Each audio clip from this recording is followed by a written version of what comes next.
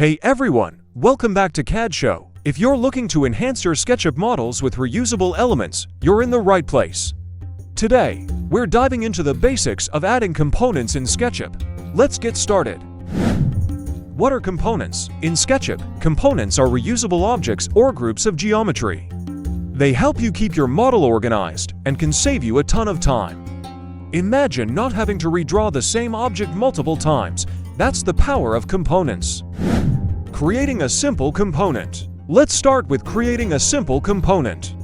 I'll show you how to turn any group of geometry into a component. Model a simple object. First, let's draw a basic object. Here, I'm making a simple chair. Select the geometry.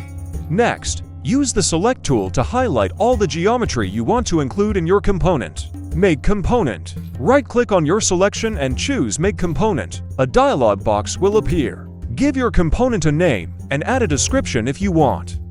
You can also set the alignment and choose whether it should glue to other surfaces or cut openings. Once you're done, hit Create. Your component is now ready to be reused.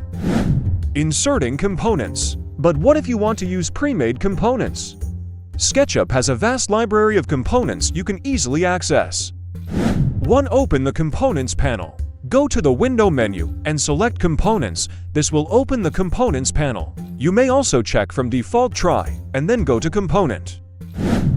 Browse or Search. Here, you can browse different categories or use the search bar to find specific components. Once you find a component you like, click on it and then click in your model space to place it.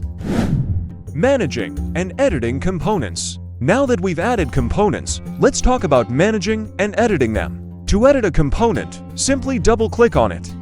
Any changes you make will update all instances of that component in your model. If you need to break a component back into individual geometry, right-click and select Explode.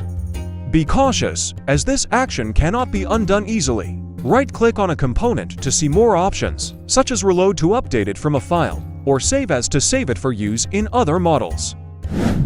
Practical tips for using components. Here are some practical tips for effectively using components in your SketchUp workflow. Components are perfect for repetitive elements like furniture, windows, and doors. Organize your component library with folders and clear naming conventions to save time. Explore dynamic components for more advanced functionality, like adjustable sizes and automated movements.